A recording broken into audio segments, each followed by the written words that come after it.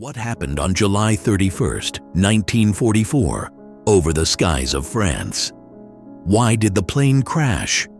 Was it an accident, or did someone shoot down one of the most famous writers of French literature? Was it a mistake? And what happened later to the wreckage? Stay tuned. Making a video about Saint-Exupéry is no easy task. He was an extraordinary personality, one whose life could fill countless stories, from his romances to his time in Argentina and the desert, to his rise as a celebrated writer. But today, on our Aviation channel, we want to focus on his career as a pilot.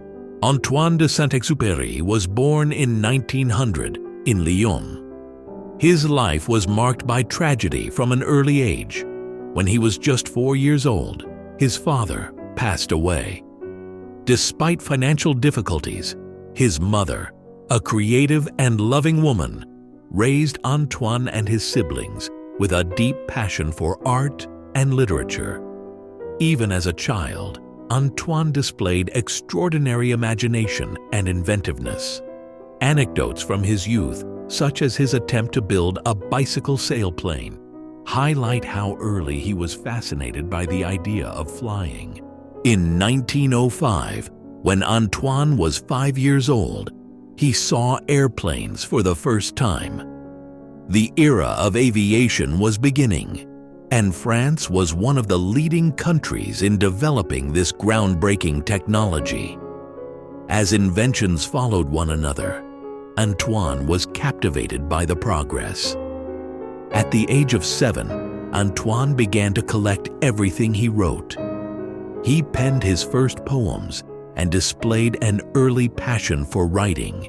A formative moment in his life was his first flight experience.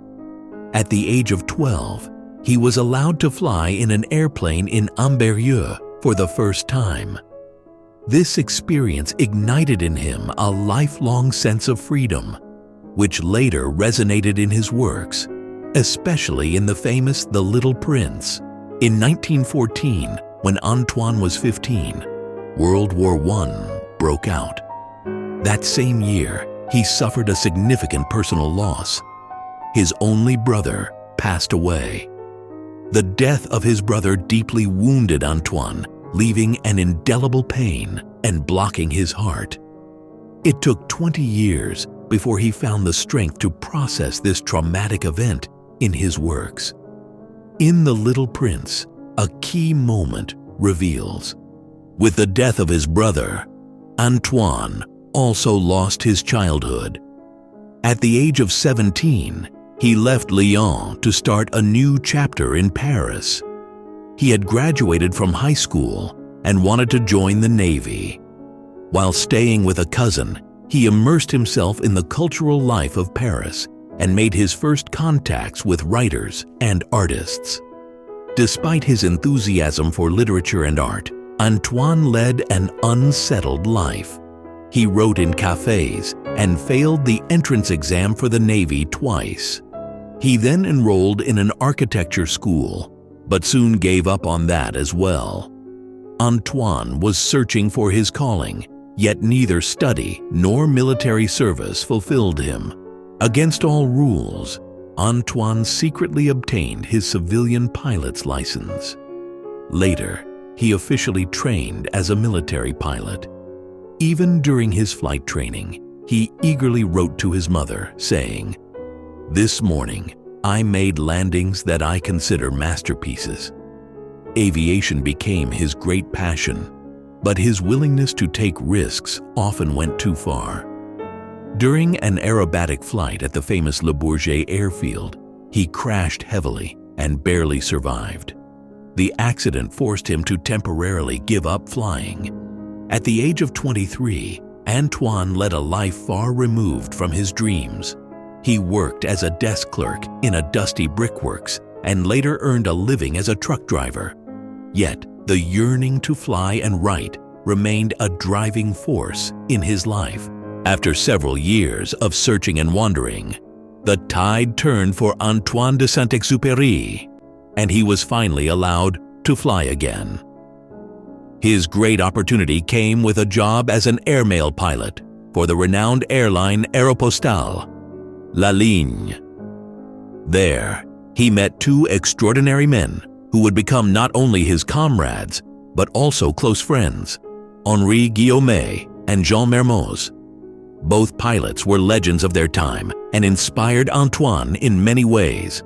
Henri Guillaumet took him under his wing, imparting not only technical skills, but also the values of discipline and responsibility that Antoine had often lacked before. After a short probationary period, Antoine was officially assigned as a pilot on the demanding airmail route from Toulouse to Casablanca, and then on to Dakar. This route took him over deserts and oceans, terrain that would later occupy an important place in his stories. Now, let's take a brief detour and take a closer look at what airmail meant back then. The French airmail service, operated by the legendary Aéropostale, was more than just a means of transportation. It was an adventure, a milestone in communication. It connected Europe with distant corners of the world, from South America to Africa and Asia. These connections were not made possible by fast jets, but by brave pilots and sturdy yet simple planes. Aircraft like the Lockheed P-38 or the Breguet 14 were designed for long-distance flights, but their range was limited. The Lockheed P-38 could cover about 1,200 kilometers, while the smaller Breguet 14 only managed 700 kilometers, far from the capabilities of modern airplanes. The limited range of the aircraft forced pilots to make regular stopovers, often in remote places like the scorching Sahara or the icy heights of the Andes. Every flight was a risk. Strong winds, unpredictable storms, and extreme temperatures tested both the men and their machines. Especially in mountainous regions, pilots had to carefully choose their routes to avoid dangerous peaks. The technology of the aircraft was far from refined. There were no modern navigation systems, no GPS, no autopilots. Pilots navigated with maps and their instincts. Over the desert or the endless ocean, with no clear landmarks, each flight was a test of courage. Constant repairs and technical failures were as much a part of daily life as the joy of a successful landing. Despite all the challenges, airmail was a crucial step in the development of aviation. It laid the foundation for modern air travel and proved that the world could become smaller, thanks to the courage and pioneering spirit of those who flew these machines. Interestingly, there was also a German counterpart, Lufthansa, which was establishing its first airline routes at this time. On the route between Frankfurt and Berlin, aircraft such as the Junkers F-13 and later the Junkers W-33 flew, whose ranges were also limited. But whether in France or Germany, the airmail was a symbol of progress, innovation, and the unstoppable drive to create connections across the sky. Antoine de Saint-Exupéry relished his flights between France and North Africa. During the stopovers, he would write letters, sharing his feelings and reporting on his experiences in the air and on the ground. These experiences inspired him to write his first book. Antoine's career progressed, and he became the airfield manager at Cabo Juby, deep in the Moroccan desert. This region was dangerous. It was controlled by Moorish rebels who shot down planes to take pilots hostage and demand ransom. However, Saint-Exupéry was undeterred. He learned Arabic, adapted to the lifestyle of the locals, and became part of this world. Often he flew into the desert, landed, and spent time with the nomads. These experiences inspired his book Southern Mail, later published by Gallimard. At this time, Saint-Exupéry was still unmarried. At the age of 29, he became head of the French branch of Aéropostale in Buenos Aires. However, Life in the Argentine capital stressed him out. He disliked the city but found comfort in aviation. In South America, he experienced the most dangerous flights of his career, often flying over 2,800 kilometers in one day. The Andes were considered one of the riskiest regions for pilots. One of his closest friends, Henri Guillaume, crashed in the Andes. The hope of finding him alive was slim, but Saint-Exupéry refused to give up. He climbed into his plane and set out to search for his comrade. After 5 days, Henri was found alive, a miracle that deeply moved Saint-Exupéry.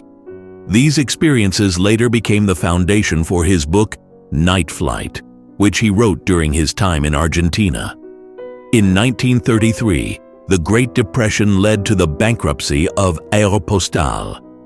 France then founded Air France, but Saint-Exupéry was not hired. Instead, he was given a position in an office, a heavy blow for the adventurer. In 1938, Saint-Exupéry aimed to set a long-distance record, 10,000 kilometers from Paris to Saigon in 98 hours and 52 minutes. To achieve this, he bought the plane Simoun and started on December 29, 1935, with his mechanic without a radio. But the flight ended in disaster. The plane crashed in the Egyptian desert. Saint-Exupéry and his mechanic spent 5 days without water in the merciless heat of the desert. These experiences profoundly affected him and would later appear in his works. In 1938, Antoine de Saint-Exupéry returned to Paris and began working as a reporter. However, aviation still held him captive. With the money he received after the crash in the desert, he bought a new plane. This time, he planned an even more ambitious project, a flight from New York to Tierra del Fuego, a distance of 12,000 kilometers. His dream was once again overshadowed by tragedy. In Guatemala, his overloaded plane crashed during takeoff. Saint-Exupéry barely survived. He fell into a coma and remained unconscious for 5 days. His injuries were severe, multiple fractures, and a long road to recovery. After his recovery, he returned to New York. He used the time to write and published Wind, Sand, and Stars. This book, which detailed his experiences in the desert and his thoughts on aviation and life, became a huge success.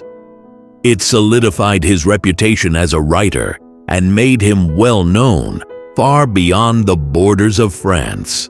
When World War II broke out, Antoine de Saint-Exupéry returned to France and joined the French army.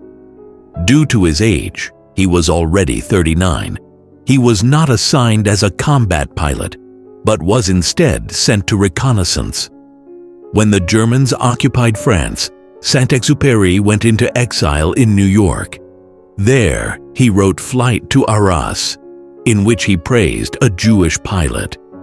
The book was immediately banned in France, but found great acclaim in the United States.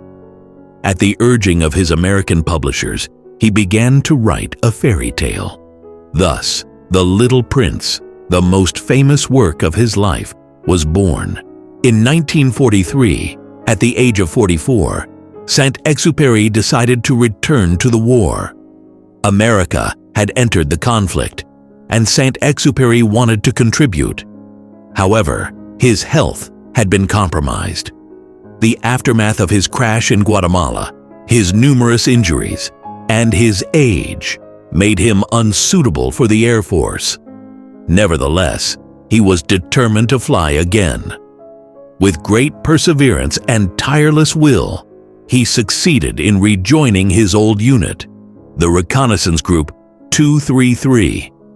He was now allowed to fly a modern high-performance aircraft and was granted permission for 5 reconnaissance flights. It was remarkable that Saint-Exupéry was allowed to return to the cockpit at all. By this point, he was more a writer and literatus than an active pilot, and his long absence from flying, along with his deteriorating health, would have disqualified him. But Saint-Exupéry was determined to fly, despite all the obstacles. For his final missions, Saint-Exupéry flew one of the most fascinating aircraft of World War II, the Lockheed P-38 Lightning. With its distinctive design, consisting of two booms and a central fuselage, the P-38 stood out from all other aircraft of its time. It was developed by Lockheed and was the first twin-engine fighter aircraft to be produced in large numbers in the United States, a technological marvel of its era. The P-38 was fast, versatile, and deadly. Two Allison V1710 turbocharged engines powered the aircraft to speeds of up to 666 kilometers per hour. With additional fuel tanks, it had a range of over 2,250 kilometers, making it ideal for long-range reconnaissance missions, the exact role Saint-Exupéry used it for. Its armament was impressive. 4 12.7mm machine guns and a 20mm cannon were concentrated in the nose, allowing for precise firepower without convergence issues. But the P-38 was more than just a war machine. It was a symbol of American engineering and versatility. Feared as the fork-tailed devil, it fulfilled a wide range of roles, from bomber escorts to ground attack and high-risk reconnaissance missions. Its strengths made it legendary, but it also had weaknesses. The sensitive engines suffered under the extreme conditions at high altitudes, and its size made it a conspicuous target. In Europe, P-38 pilots often struggled with the superiority of German fighters. However, in the Pacific, the aircraft was a star, especially in the spectacular mission to eliminate Admiral Yamamoto. On the early morning of July 31, 1944, Antoine de Saint-Exupéry took off from an airfield in Corsica for a reconnaissance mission over southern France, which was under German occupation. His task was to document enemy movements for the upcoming Allied invasion. For this routine mission, he flew the P-38 Lightning unarmed, specially adapted for photographic reconnaissance. However, he never returned. Eyewitness accounts and later discoveries of wreckage suggest that his aircraft crashed into the Mediterranean Sea.